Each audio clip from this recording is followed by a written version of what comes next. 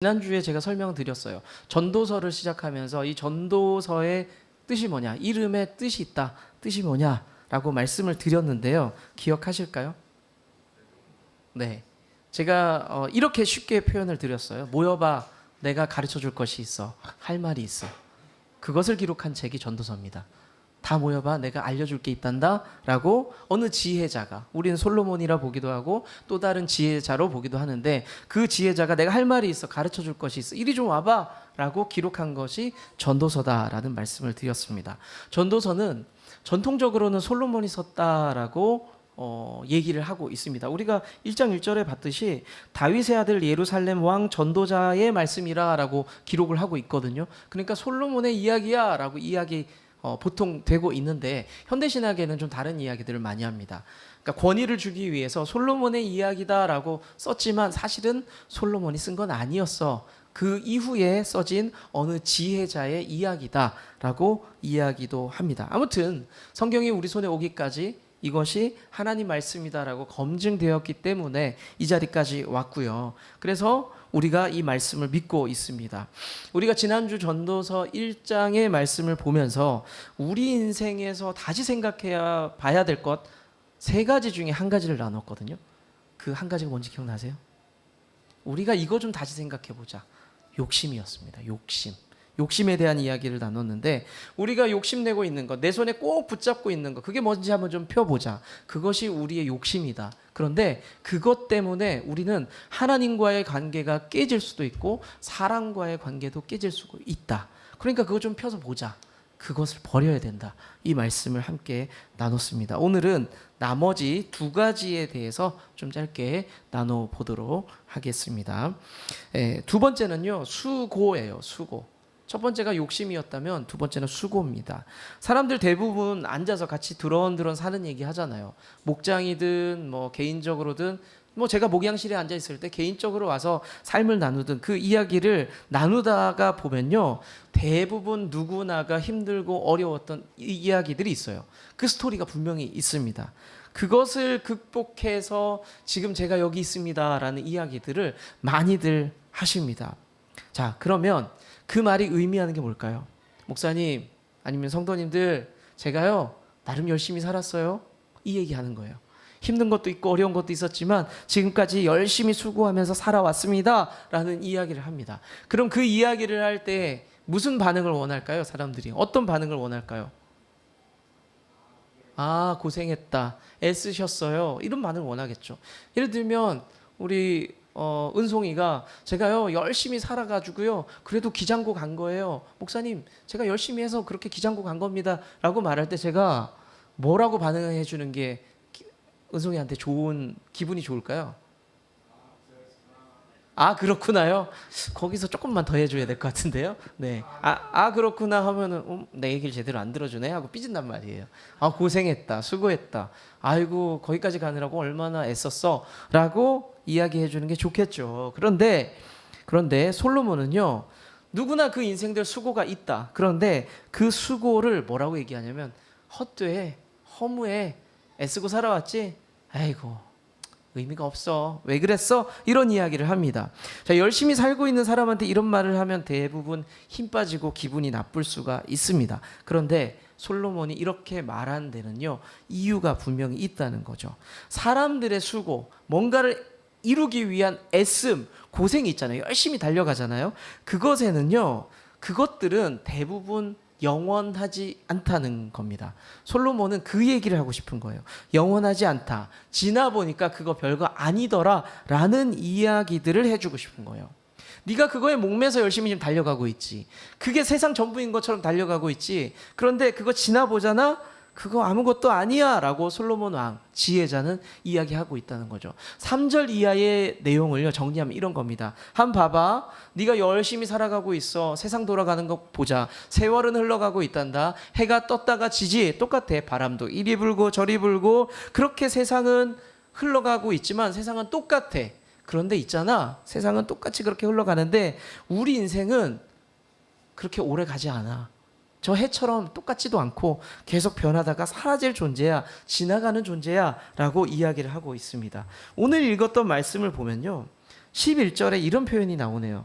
이전 세대들이 기억됨이 없으니. 그러니까 지나간다는 거예요. 다 지나갑니다. 장래 세대, 그러니까 우리 아이들 장래 세대도 결국에는 그 후 세대들과 함께 기억됨이 없다. 뭐 세상 청춘인 것 같고 파릇파릇해 보이지만 그 세대도 다 끝난다. 그 이야기를 성경은 하고 있습니다. 네가 그렇게 애쓰고 수고하는 것이 과연 그럴 가치는 있을까라고 이야기하고 있는 거죠. 제가 솔로몬의 이 이야기를 보면서요, 제가 그런 생각이 들더라고요. 뭐 솔로몬의 이야기는 좀 어려울 수 있는데 청춘들, 우리 청년들, 그리고 또 학생들 연애하거든요. 연애한다 그러면 아유 애들이 이럴 수 있잖아요. 기억해 보세요. 여러분들 연애 안 하셨어요? 어렸을 때 펜팔 안 해보셨어요? 다 했잖아요. 그 시대의 연애처럼 우리 10대도 20대도 다 연애를 하고 있거든요. 근데 연애만 하나요? 연애하면은 뭐가 따라와요? 헤어지잖아요. 얘네들도 다 깨져요. 그러면 세상 떠나갈 듯, 세상은 다 망한 듯한 표정을 지으면서 얘기를 하고 힘들어합니다. 여러분들 그때 아이들이 그렇게 얘기하면, 청춘들이 그 얘기하면 여러분들 무슨 생각하고 뭐라고 얘기해줘요? 아이고 어떡하냐, 세상 무너질 것 같고 어렵지, 그래 네 마음이 너무너무 힘들 거야 라고 생각하세요? 아니요, 대부분 그렇게 생각 안 하실걸요. 아이고 의미 없다, 의미 없어, 이렇게 생각하실걸요. 전 똑같아요. 그래 그 깨지는 거 3번도 하고 5번도 해야지, 그래야 네 섹시 만나고 네 남편 만나지. 저는 그렇게 생각한단 말이에요. 너무 어른 마인드인가요? 근데 지나보신 분들은 아시잖아요. 근데 아이들 이해는 해요. 저도 그 여자친구랑 사귀고 깨지고 얼마나 몇 날 며칠을 울고 세상 떠나갈 듯이 괴로워했던 시간들이 분명히 있거든요. 그 시간 다 지나고 몇 번 그렇게 울어보고 하니까 내 마누라 만나고 지혜로운 지현이 만나고 그렇게 살아가는 거예요. 아니에요? 그 솔로몬이 그 얘기하고 있는 겁니다. 지금 내가 노년이 돼서 부자도 돼봤고 권력도 누려봤어. 그 열심히 싸워봤거든. 세상 살아봤거든. 근데 열심히 사는 거 아이고 의미 없다. 아프고 힘든 거 의미 없다. 그 얘기하고 있는 겁니다. 우리 대부분의 어른 세대는 부모 세대로서 살아갔을 겁니다. 그래서 상당수의 성인들이 애쓰고 수고하는 영역들이 있어요. 그게 뭐냐면 자녀 문제예요. 자녀 문제. 자녀 문제만 걸리면요, 어른들이 이성이 사라져요. 상식이 사라져요. 그리고 막 이리 뛰고 저리 뛰고 난리가 납니다. 특히 우리 그리스도인들은요, 명분이 하나 있어요.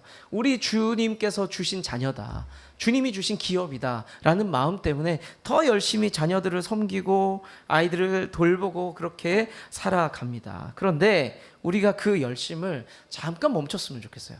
잠깐 멈추고 다시 생각해 봐야 될 게 있습니다. 뭐냐면 그 자녀를 내게 주신 분, 허락하신 분을 우리는 자녀들을 열심히 섬기면서 자녀들을 돌보면서 기억하며 사세요. 아이고 내 새끼 하면서도 아이고 이 새끼를, 지금 욕 같긴 한데, 내 자식을 주신 분은 하나님이지, 이거 생각하며 사세요? 대부분 그거 생각 못해요. 그냥 내 열정과 내 열심으로 예쁘니까 그렇게 아이들을 돌보면서 살아갑니다. 너무 당연한 얘기죠. 그런데 잊어버리고 살아요. 하나님을 잊어버리고 삽니다. 자녀들을 보면서 하나님 볼 수 있어야 됩니다. 그리고 자녀들을 섬기면서 하나님을 섬길 수 있어야 돼요. 근데 우리가 그게 안 돼요. 그게 안 됩니다. 내 열심과 내 수고로 아이들을 섬기면서 살아갑니다. 그런데 아무튼 우리는 그렇게 열정적인 삶을 살면서 뭐가 문제냐면, 열정이 나쁜 건 아닌데 하나님을 쏙 빼버려요. 하나님을 쏙 빼버립니다. 그렇게 열심히 아이들을 키워와요.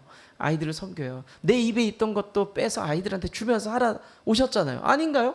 부모님들은 그렇지 않아요? 내 입에 있던 것도 빼서 줬단 말이에요. 그렇게 키운 자식들이 어때요? 진짜 열받죠. 근데 그 자식들이 크잖아요? 더 열받아요. 근데 그 열받는 모습이 결국엔 나거든요. 똑같거든요. 사실은 아이들 키우면서 내가 이 아이가 전부다 하면서 헌신적으로 살아왔는데 어느 순간 느끼는 감정이 뭐냐면요, 부모님들이 어느 순간 무너져 버린다는 거죠. 내가 얘가 전부였는데, 내가 그 열정을 쏟았는데 하면서 살아왔지만 어느 순간 무너져 버립니다. 허무함을 느끼게 되죠. 자, 하나님께서 이 아이를 내게 맡기신 이유, 하나님께서 이 아이를 통해서 하실 일들, 하나님의 계획들을 바라보세요. 이 아이를 돌보면서 야, 이 아이가 정말 아름답게 살아나고 내 삶을 함께할 동반자고 하면서 다른 마음 품을 것이 아니라 이 아이를 보면서 하나님의 비전을 보고 하나님의 꿈을 꾸고, 그래서 하나님 중심을 세워놓고 하나님을 중심 가운데 세워놓고 아이를 돌보고 수고하는 일들이 필요하다는 겁니다. 그렇지 않으면요, 어느 순간 무너지면서 내가 지금까지 뭐 했지라고 허무함을 느낀다는 겁니다. 여러분들 옛날에 백사장 같은 데서 뭐 이렇게 해변에서, 요즘은 안 하는 것 같은데 두꺼비 집 만들어 본 적 있으세요? 손 푹 넣고 흙 쌓고 두꺼봐 해보셨죠? 그리고 나서 마지막에 뭐예요? 그거 손 빼잖아요. 조심스럽게 빼면 뭐가 돼요? 뭔가 동굴 같은 집이 하나 만들어져 있잖아요. 근데 해변가에서 그게 영원한가요? 점점점 물이 들어오고 쫙 파도가 쓸어가는 그 순간이 있죠. 내 열정과 내 열심 속에 하나님 없으면요, 그 두꺼비 집과 똑같아요. 어느 순간 흔적도 없이 사라져요. 그럼 애들이 어떻게 되는지 아세요? 울어요. 우리 인생이 똑같다는 거죠. 울 수밖에 없는 인생이라는 겁니다. 여러분들 자녀들을 사랑하십시오. 필요합니다. 내 자식이 마음에도 안 들고 공부도 못하고 뭐 엉망이야. 그래도 사랑해야 돼요. 그건 하나님 주신 마음이에요. 사랑해야 됩니다. 여러분들 배우자를 사랑하세요. 내 아내가, 내 남편이 점점 나이 들면서 넙대대해지고 피부도 흘러내리기 시작하고 못생겨지고 자꾸 늙어가는 게 눈에 보여요. 그래도 사랑하세요. 그렇게 사랑하는 게 옳습니다. 지금 여러분들이 속한 교회와 목장을 사랑해 주세요. 하나님이 세운 공동체예요. 좀 마음에 안 드는 사람이 있을 수 있죠. 저 사람 왜 저래? 이런 사람이 있을 수 있죠. 아마 계속해서 그런 사람들 만날 수 있습니다. 하지만 그 공동체 사랑하십시오. 그 공동체를 세우기 위해서 수고도 하셔야 됩니다. 힘들어도 서로를 세워주셔야 돼요. 그렇게 살아갈 때 여러분들 가정도 교회도 일터도 살아나게 될 겁니다. 그런데 무작정 열심히 헌신하고 수고하고 그렇게 살아갈 것이 아니라 그 안에 하나님을 두셔야 돼요. 하나님이 이 가정을 세우셨죠. 하나님이 내 자녀들을 향한 계획이 있으시죠. 하나님 이 교회를 향한 꿈들이 있으시죠. 그래서 제가 헌신할게요 라는 하나님의 중심이 분명히 우리 안에 있어야 열정이 허물어지지 않아요. 여러분들, 제가 교회를 섬기면서, 여러분들 섬기면서, 목회하면서 그 안에 중심에 하나님이 없잖아요. 그럼 정말로 저는 너무너무 힘들어요. 여러분들의 삶이 이렇게 보면 기복이 늘 있거든요. 왔다 갔다 하는 게 있어요. 좋아질 것 같아. 근데 또 제자리야. 아니, 그 이후에 보면 어느 순간 옛날에 좋아졌던 거 그 이하로 떨어질 때가 있어요. 그런 모습들을 보면서 여러분들 제 마음이 어떨 것 같아요? 사람이 그렇지 뭐 하고 헛되니 하고 끝내요? 그렇지 않아요. 그렇게만 생각하면, 사람을 그렇게만 보면은 제 마음이 무너져서 목회를 못해요. 금방 지쳐버립니다. 그런데 그 사람을 보면서 어떤 생각들을 하냐면, 하나님이 저 안에 분명히 일하고 계셔. 하나님 또 어떤 일들을 하실 거야 라는 꿈들을 제 열정 가운데서 하나님의 꿈을 이렇게 투영시킵니다. 그렇게 할 때에 제가 포기하지 않아요. 모든 게 끝난 것 같고 지금 바닥을 치는 것 같지만 하나님은 지금 뭔가 하고 계셔. 하나님 그렇게 하고 계셔라고 하나님의 마음을 품고 하나님의 방법으로 하나님의 뜻을 그 가운데서 가지고 수고할 때에 우리 무너지지 않아요. 여러분들 무작정 열심히 하지 마세요. 자녀들을 무작정 쏟아붓지 마세요. 여러분들 상처받을 겁니다. 분명히 상처받을 겁니다. 그 안에서 하나님이 계심을 다시 한번 바라보세요. 하나님이 일하심을 다시 한번 품고 기도하면서 열정을 쏟으셔야 합니다. 가정을 두고 직장을 두고 교회를 두고 하나님 앞에 여러분들이 섬길 때에 물어보면서 섬기세요. 하나님, 하나님의 마음이 어디에 있습니까? 하나님의 뜻이 어디 있습니까? 우리 가정 가운데 하나님의 뜻이 어디 있는 거예요? 라고 물어보면서 확인하면서 충성할 수 있는 여러분 되시기를 축복합니다. 자, 마지막 세 번째는요, 우리가 권세, 성공에 대해서 생각해 봐야 돼요. 성공에 대해서. 솔로몬 시대에는요, 지혜 있고, 지혜는 권력이다라고 생각했고 권력이 지혜다라고 생각했습니다. 자, 지혜로운 사람이 권력을 잡을 수 있다고 믿었어요. 자, 그리고 반대로 권력이 있는 사람들이 말하는 모든 것들이 그게 본질이고 진리고 지혜다라고 믿었습니다. 요즘 현대 시대는 뭐가 달라질까요? 똑같아요. 인플루언서들. 그들이 하는 말이 진리라고 생각해요. 진짜라고 생각하고 지혜라고 생각합니다. 여러분들, 제가 하는 말보다 밖에서 사람들에게 만났을 때 제가 하는 말보다 100만 구독자를 가진 인플루언서가 말을 하잖아요. 영향력이 엄청 커요. 솔로몬이 얘기하는 것 그거예요. 솔로몬이 얘기하는 것, 내가 지혜를 갖고 싶어. 그 지혜가 곧 권력이야, 권위야, 힘이야 라고 생각을 했습니다. 솔로몬도 그 생각을 했어요. 솔로몬도 당시의 왕이 되었을 때 세상의 지혜와 어떤 지식에 대한 욕구가 너무너무 강했습니다. 왜냐하면 그 믿음이 있었거든요. 지식과 지혜가 힘이다, 내가 그렇게 이 땅을 다스리겠다라고 그런 믿음들이 있었습니다. 근데 솔로몬이요, 어느 정도 그 믿음이 있고 더해서 자신이 있었어요. 뭐냐면 내가 하나님께 지혜를 선물로 받았어. 내가 좀 지혜롭지, 내가 좀 똑똑해, 내가 공부도 많이 했어 라는 그런 자부심이 있어요. 1장 16절의 말씀을 보면요, 솔로몬은 세상 누구보다도 내가 지식이 출중하다, 지혜롭다라고 믿었습니다. 세번역 성경을 한번 볼게요. 같이 읽어보겠습니다. 시작.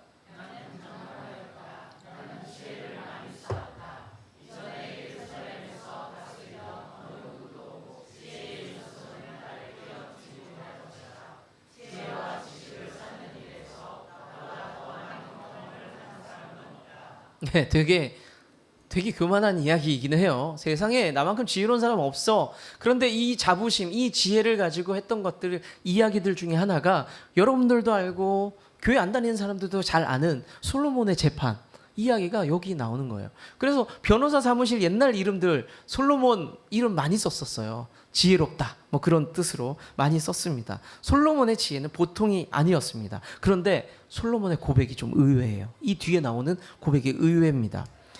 자기가 권세를 잡고 자신이 권세도 잡고 지혜롭게 정치도 했지만 그것 또한 허무해라는 말을 해요. 그 모든 것들이 허무해라고 고백합니다. 지혜를 향한 갈구했던 그 마음들, 그 열정들, 결과적으로 마치 바람을 잡는 것과 같더라. 그러니까 허무하다는 거. 잡히는 거 아무것도 없더라. 그리고 또 이런 표현도 써요. 내가 아무리 지혜롭고 세상 권세 다 가졌다라고 했지만 구부러진 것 하나 펼 수 있는 힘이 없더라 라는 이야기를 해요. 치열하게 정치 싸움했던 이야기들 솔로몬 봤을 겁니다. 아버지 이야기, 그리고 그 위의 왕 사울의 이야기를 알았을 거고요. 사관의 기록들을 통해서 수많은 정치 이야기들, 정치 싸움의 이야기들을 봤을 겁니다. 그리고 자신이 왕이 되기까지 치열하게 걸어왔던 그 걸음들이 분명히 있었을 겁니다. 모든 에너지를 쏟고 치열하게 싸웠는데 노인이 된 지금 솔로몬의 마음이 어떠냐? 이렇게 표현하는 것 같아요.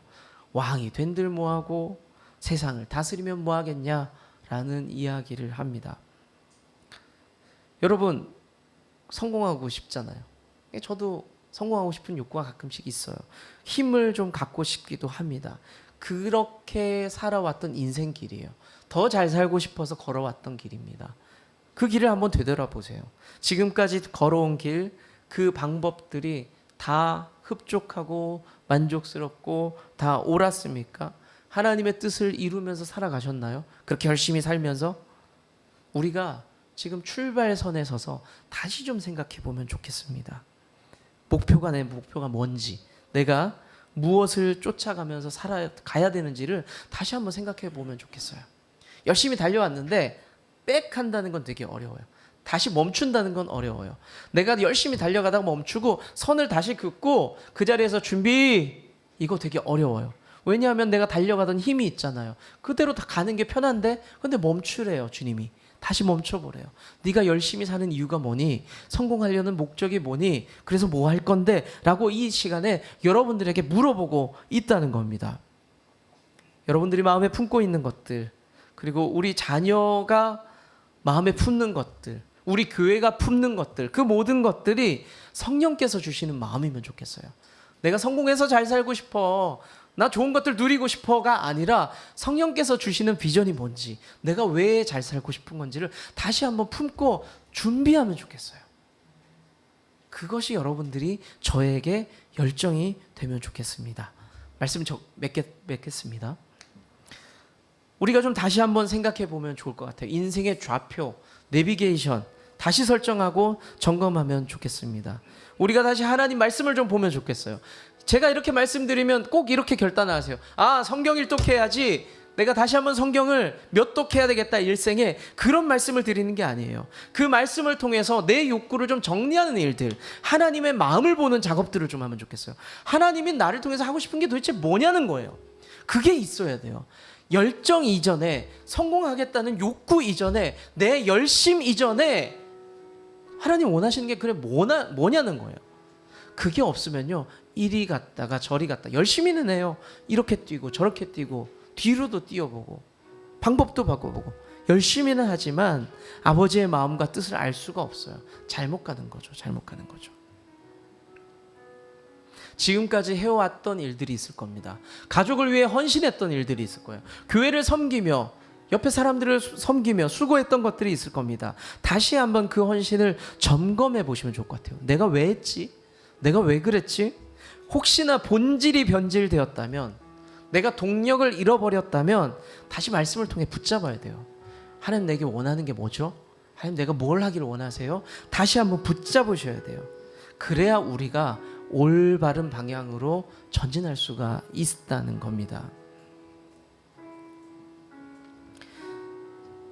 이 시간에 우리가 하나님 앞에 달려나갔던 것들, 애쓰고 수고했던 것들을 잠깐 멈출게요. 그리고 잘못된 것들은 좀 내려놓으면 좋겠습니다. 그리고 하나님 앞에 우리가 고백하면 좋겠어요. 하나님, 제가 잠깐 멈춥니다. 하나님, 제가 잠깐 멈춥니다. 제가 뭘 하면 좋을까요? 어떻게 가면 좋을까요? 다시 한번 주님 원하시는 것을 듣고 그 마음을 품고 다시 출발하면 좋을 것 같아요. 다시 출발한다 그래서 늦지 않습니다. 우리가 그렇게 하는 것이 맞아요. 그것이 옳습니다. 이 시간에 우리 잠깐 함께 기도할 때요, 하나님, 제가 하나님의 뜻을 다시 한번 살핍니다. 하나님, 제가 어떻게 달려나갈까요? 하나님 말씀해 주세요. 하나님, 제가 어디로 달려나가면 좋을까요? 방향을 알려주세요. 무엇을 하면 좋을까요? 어떻게 하면 좋을까요? 하나님 앞에 다시 한번 물어보면서 우리 인생길을 점검하면서 다시 한번 나아가면 좋을 것 같습니다. 함께 같이 기도하도록 하겠습니다.